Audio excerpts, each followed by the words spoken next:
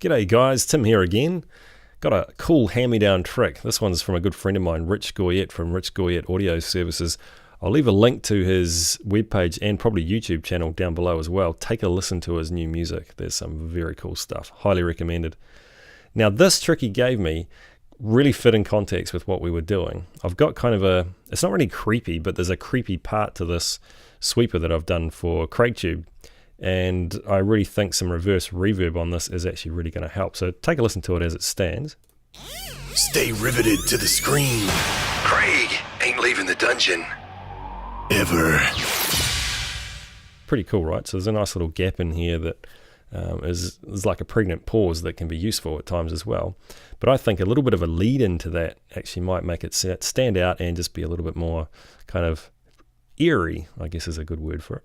So what I want to do some reverse reverb, so the idea behind this is to take the dry signal, make it a wet signal with just reverb, and just use the reverb as a build-in and a lead-in to that. So the first thing we need to do is, what I'm going to do anyway, is duplicate this track. So there we go, we've got an exact copy of what's up there. So let's just solo that to make it a lot easier. So this is what it sounds like. Ever. So that's all processed as it is. So there's compression, saturation, peak limiting on there. There's all sorts of stuff going on. Okay, so that's still there. Now what I want to do is add to that, and I just want to add to that a plate reverb. Oh, look, it knows what I'm looking for. So there we go. So let's pull up the plate reverb, and we want an absolute, instead of a dry mix, which is what we just heard, we want a completely wet mix. So 100% reverb. Okay. Let's put the reverb time there at about 2 seconds, and we'll make it nice and bright so it stands out. So this is what it's going to sound like. Okay, so that's just the reverb. Turn it off. Ever. Okay, I'll wet again. Ever. There you go.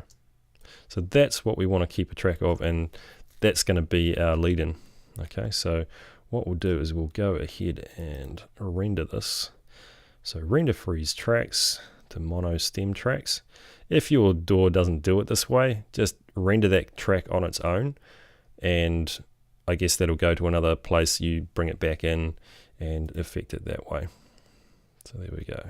So we've now got just the reverb that we created. Okay, so we'll trim that right up, right there. Where's this end? It runs off about there.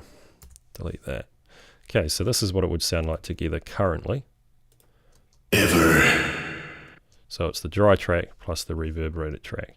So what I want to do with this one is actually get a hold of that and reverse. So it's item settings, reverse active take. Boom. So it's switched around. So the idea behind reverse reverb is to match it up totally. Okay, so but just in reverse. So this is what you would get. Ever. See how you kind of get that tail, which becomes a lead in or a lead up to that word, so it's kind of intensifies everything. So this is how it would sound. Let's go back to the beginning. Stay riveted to the screen. Craig ain't leaving the dungeon. Ever. Cool, huh? Now another thing I wanted to do with this one is just to give the emphasis to that that actual dry track there, the ever, a little bit more. It's just to give it a little bit more space. It's just to actually tuck the end right out of that. So I still want to keep the same volume for the reverberated track. So we just get a little bit more accentuation here on the dry track. Let's have a listen. Ain't leaving the dungeon. Ever. So we could even afford to probably lift that up a little bit more. Let's try this. Ain't leaving the dungeon. Ever. See how that sounds? So if we go right back to the beginning and put it into context. Stay riveted to the screen. Craig ain't leaving the dungeon. Ever. There you go. You just learned how to reverse reverberate, reverse reverb, and the beauty that it creates.